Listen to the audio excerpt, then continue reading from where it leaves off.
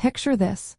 It is the early 1980s, and video games are taking the world by storm, mostly in noisy arcades. But what if you wanted that exciting experience right in your living room? Ever wonder about the very first steps taken by one of gaming's biggest giants before it became a household name globally? We are talking about a legendary system that kicked off a revolution. Absolutely, the Famicom console did indeed launch in Japan initially. This groundbreaking system, developed by Nintendo, made its debut in its home country on July 15, 1983. The decision to launch the Famicom, which stands for Family Computer, in Japan first was a strategic one for Nintendo.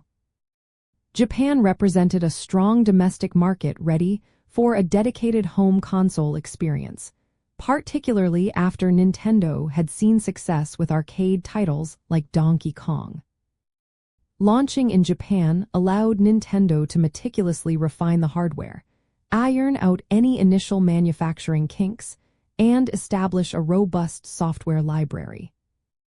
This crucial early period, often called a soft launch by today's standards, provided invaluable feedback and allowed them to build a strong foundation and fan base before tackling the more complex and diverse international markets. It ensured the product was polished and the company was ready to scale production and support when it eventually made its way to other regions. After its successful run and refinement in Japan, the Famicom was rebranded and redesigned for its North American launch. It arrived as the Nintendo Entertainment System, or NES, in 1985, complete with a new casing and a zapper light gun to appeal to the Western audience. The success of the Famicom in Japan also demonstrated the viability of the home console market to a then skeptical Western retail industry, especially following the video game crash of 1983. This dual-phase approach allowed Nintendo to adapt to market demands, build momentum, and ultimately conquer the global video game industry, proving that starting local can lead to global dominance.